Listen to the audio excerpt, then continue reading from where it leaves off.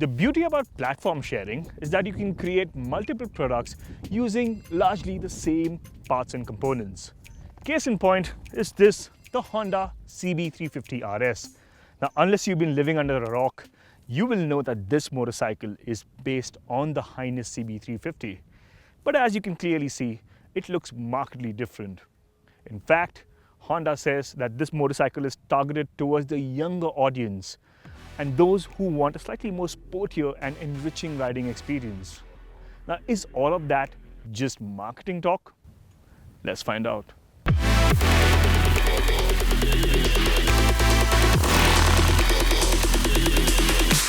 Honda is clearly gunning for the youth with the CB350 RS, and that's evident in its styling.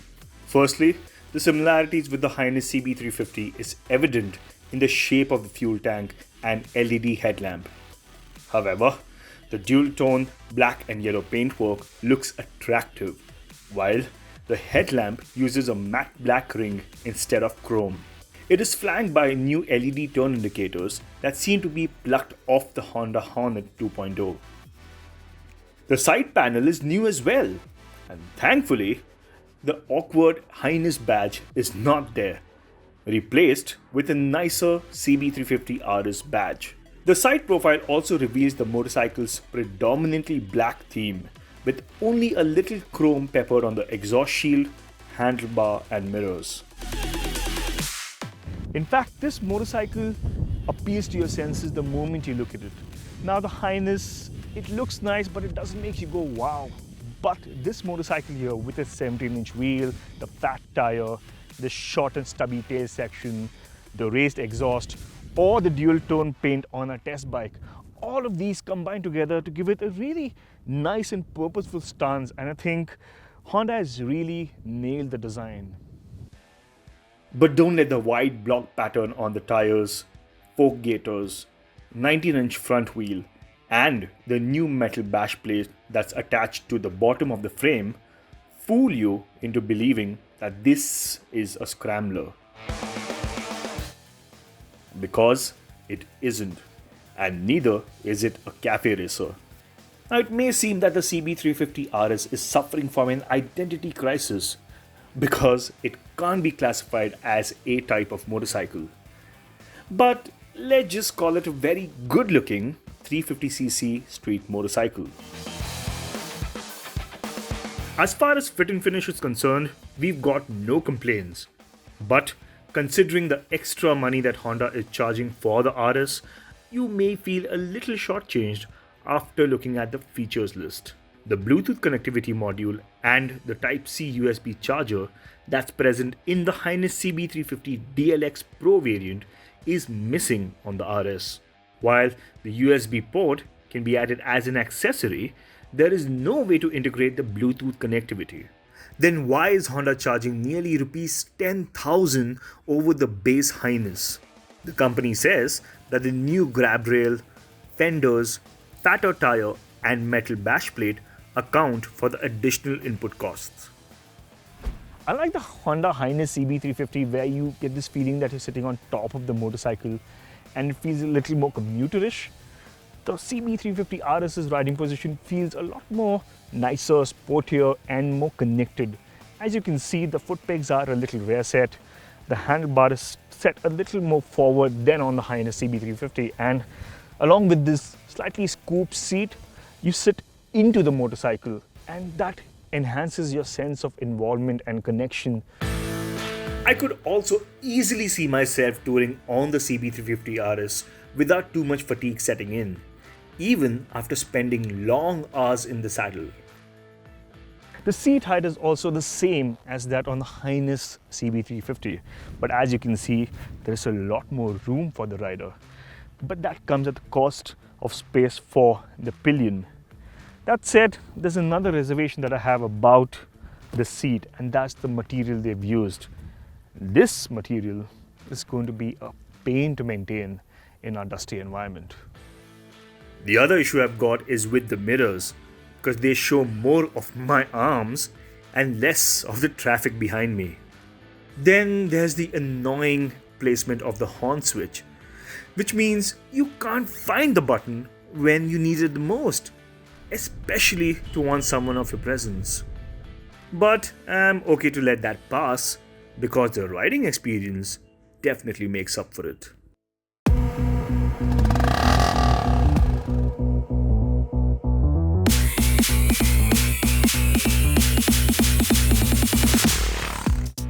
This long-stroke single-cylinder engine is in the same state of tune as the H'ness CB350's engine, and Honda hasn't even tinkered with the internal gearing or the final drive ratio.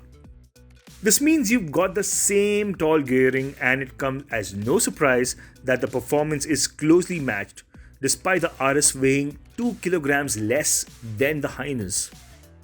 The fuel economy, however, is marginally better, with the RS managing to squeeze about 1.5 kpl more in the city and on the highway. But that could simply be down to the time of the day and varying traffic conditions. The tall gearing actually suits the sporty intent of this motorcycle. In fact, with the way you're seated, you get into this frame of mind that you want to ride in a sporty manner. So you don't really mind shifting gears constantly to stay in the power band. In fact, given its smooth engine and the slip-in assist clutch, it only adds to the riding experience. You also won't mind this counterbalanced engine's need to be revved, especially after noticing its refinement even at high speeds. That said, a little more top-end performance would have been nice, and the tall gearing still compromises the drive on uphill sections. One of the probable ways of solving this issue could be altering the gearing by fitting a slightly larger sprocket at the rear. The exhaust note also gels with the entire character of this motorcycle.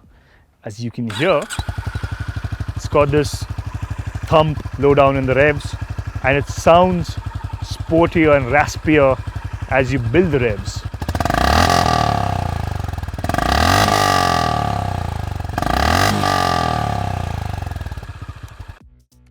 Underneath the bodywork, the Honda CB350 RS has the same half-duplex cradle frame as the H'ness, while the suspension units and steering rake angle are identical as well.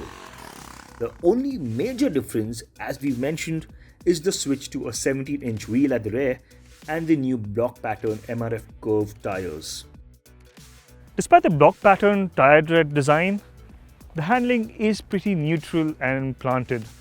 The grip levels are sufficient, and in fact you can also ride this motorcycle down a trail without any bother. That said, I wouldn't really push these tires when I'm out riding on a wet surface. The switchable traction control may seem like overkill on a 21.1 horsepower motorcycle, but newbie riders won't mind the system being there to prevent unnecessary wheel spin on slippery surfaces. The ride quality at low speeds is a little stiffer than the competition, but it remains composed as the speed rises. In fact, it is pretty good at isolating big potholes as well, and you won't mind maintaining a fair clip over bad roads. The brakes leave no cause for complaint either, and the ABS is well calibrated and does not intrude unnecessarily. While there is a lot going for the Honda CB350 RS, what could turn out to be a spanner in the works for this motorcycle is the limited big wing sales and service network in India. While the number is steadily increasing, accessibility remains a concern. At the end of the day, I think I really liked riding the Honda CB350 RS. Given its sporty intent, the ergonomics, the way it's styled, the way it rides and handles, the smooth engine, all of these factors come together to offer a much more wholesome riding experience. And I think for the extra money that Honda is charging over the H'ness CB350, it is money well spent.